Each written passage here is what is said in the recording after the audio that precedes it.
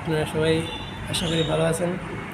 আগামীকাল আমাদের ঈদুল ফিতর, যে আমরা এক মাস রমজানের রোজা রাখার পর আগামীকাল আমাদের ঈদ। এই ঈদের জন্য আমরা সবাই অনেক খুশি। এই জন্য এই মসজিদের মধ্যে কালকে 8:30 ঈদের নামাজ হবে।